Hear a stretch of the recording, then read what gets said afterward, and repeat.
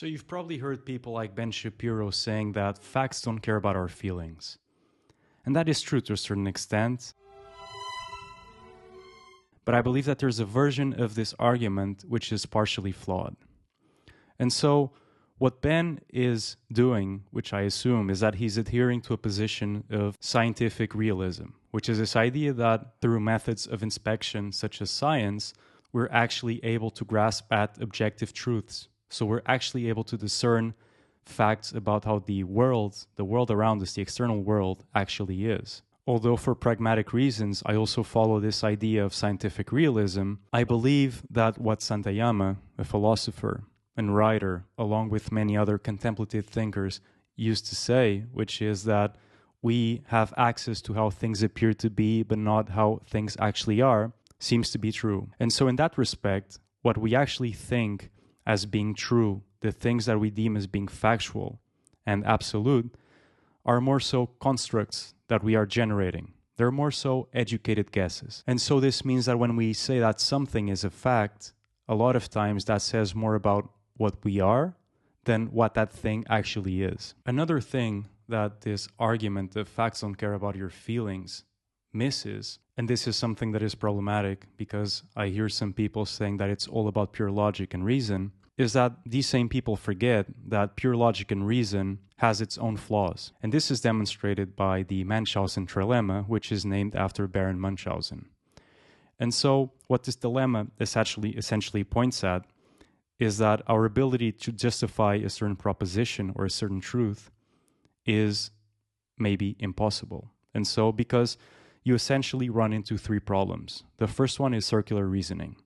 So an example of this is, for instance, if you claim that reason is true or valid, you need to use arguments that engage within the same framework as reason. For example, if you're saying that logic is true, you're using a logical proposition to justify itself.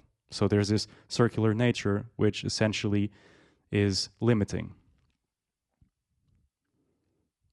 Another problem, which this trilemma demonstrates, is the infinite regress. For example, if I ask why something is the way it is, there's always one more why that comes after that.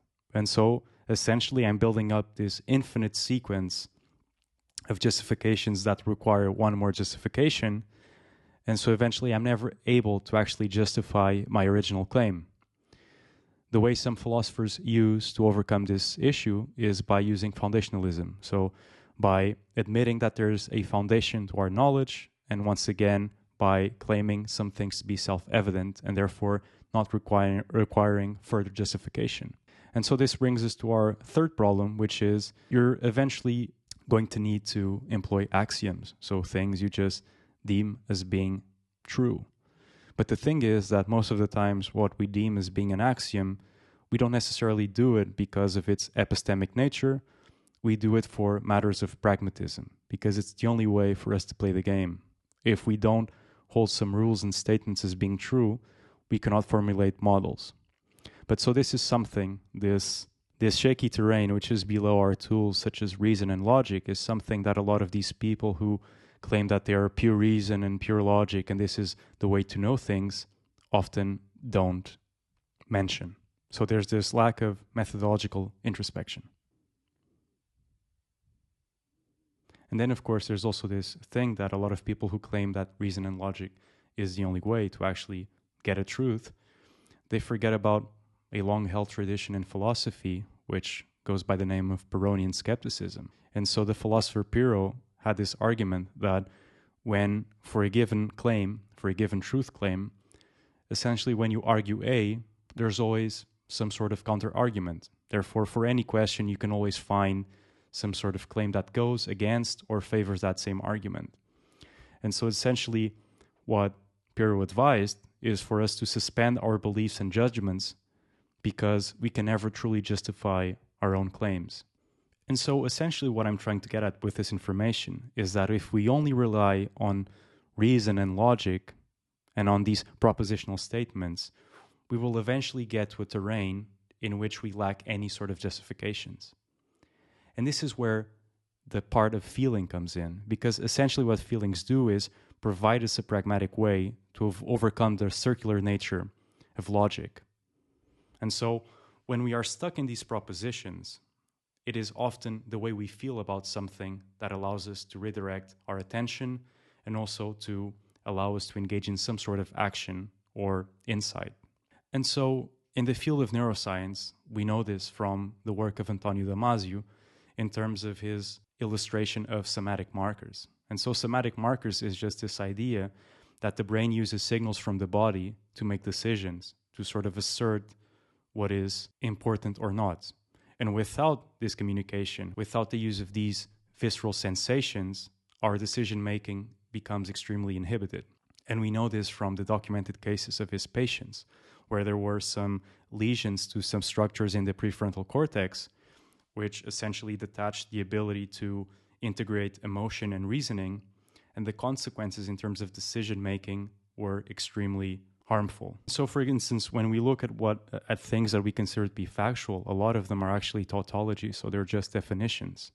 And being tautologies, what we're essentially doing is enforcing a certain truth to them. We're not actually discovering something about the world, we're just enforcing some labels onto it. When we are looking about truths about the world, for example, when we are looking at the physical laws of nature, or even mathematics, for example, the calculus of 1 + 1 being equal to 2, you just have this feeling that it is actually true. When you are studying the theory of gravity, it feels true because to some extent it matches your phenomenology. What I'm trying to say is that the things that we claim as being facts, we feel that they are facts not simply because the reasons behind it or the logic behind it is impeccable. We feel that the reason and the logic behind it is impeccable because we have this feeling that that same thing is true. Because we have these a priori structures which model the way our cognitive apparatus works. And so essentially when we consider something as being factual, we are deeming that same thing to be a fact because we feel that it is. It's not just the raw calculus and logic that is going behind it. What is actually supporting that is this belief to some extent that whatever methodology or way of knowing that you're using is rooted in reality. And this, of course, is the terrain where all the skeptics in philosophy try to challenge those in epistemology, which is at trying to question these a priori structures in which we base our knowledge. And so essentially the point of this video is just to say that the way we deem what is true or not, the way we construct knowledge is not only dependent on this cold, calculated methodology.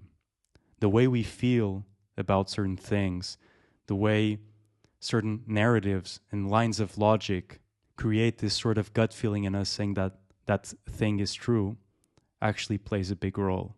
So in some sense, facts do care about our feelings.